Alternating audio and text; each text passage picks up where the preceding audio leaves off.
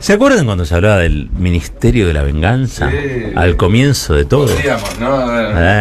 Terrible. Hemos escuchado cada cosa, se trató de instalar cada cosa, ¿no?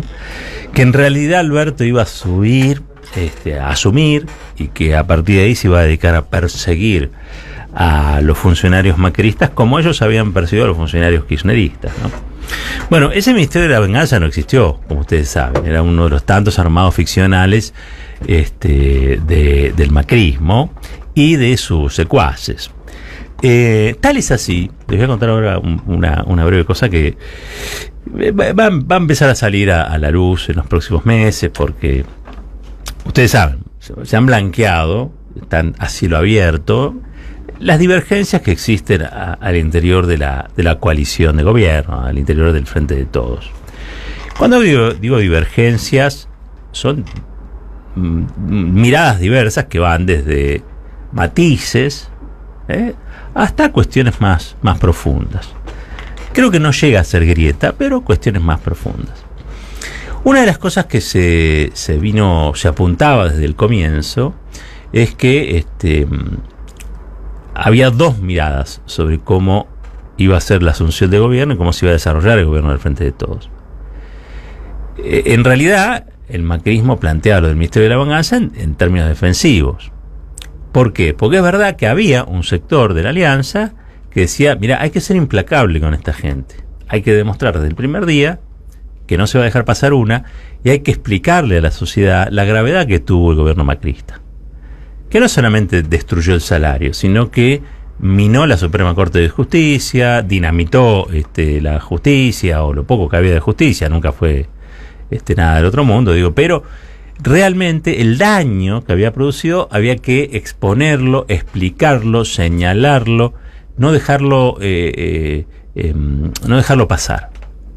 Y había otra, la del gobierno, la que se impuso, obviamente la del presidente, que tenía una mirada quizá más contemplativa. Si bien es cierto que cuando asumió Alberto Fernández, entre otras cosas, dijo que iba a acabar con los sótanos de la democracia, y ahí tomó una decisión de las más importantes, que fue poner en la AFI como interventora nada más y nada menos que a Graciela Camaño, la fiscal Camaño, alguien probo, honesto e implacable. Así que yo eso se lo quiero reconocer al presidente, pero voy a decir que fue en un punto medio excepcional esa designación. Se puso a Félix Kraus también en la Oficina Anticorrupción, pero en el Ministerio de Justicia puso a alguien que era su persona de su amistad, Losardo, se acordarán, y allí la administración de los tiempos fue más bien lenta, ¿no? Y medio que se desdibujó. No hubo en esos meses recuento de daños, o el recuento de los daños que había producido el macrismo. Y yo me acuerdo de una gran discusión que fue sobre una película de Tristan Bauer, el ministro de Cultura, que llamó Tierra Arrasada, ¿se acuerdan? Que hacía una memoria de los años macristas. Bueno, hubo muchas discusiones sobre si ese tenía que ser el título o no tenía que ser el título. Y los que discutían estos eran los albertistas, o sea, los funcionarios más cercanos al presidente, que decían, no, ¿para qué vamos a tirar sal en la herida? Nosotros vamos a necesitar de los votos de ellos para ciertas cosas. Medio que quería hacerse borrón y cuenta nueva. Y esa tensión perduró y perdura. Ahora que ha pasado el tiempo, uno sabe que, por ejemplo, hubo ministerios clave. Yo no los voy a mencionar hoy. Quizá otro día sí, pero no estoy autorizado todavía a contarlo. Y además, me parece a mí que no agrega nada. Sí que hubo ministerios en los que bajó directamente una orden en la que no había que revisar mucho de lo pasado. Que el tiempo era el presente y el futuro, pero que el pasado, es decir, lo abominable que había ocurrido bajo el gobierno de Mauricio Macri, en cada uno de los ministerios no iba a ser revisado.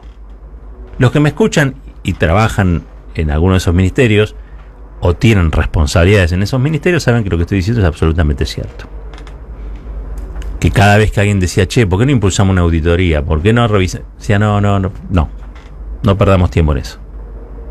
Es más, en los últimos años, en el último año, cuando Cristina se empezó a poner un poco más picante con las cartas, ahí sí el presidente reaccionó y pidió a ministerios clave, ministerios clave que manejan cosas importantes, auditorías, que se avanzara y que se denunciara penalmente a funcionarios macristas incursos en conductas que están tipificadas como delitos en el código, ¿no? En el Código Penal.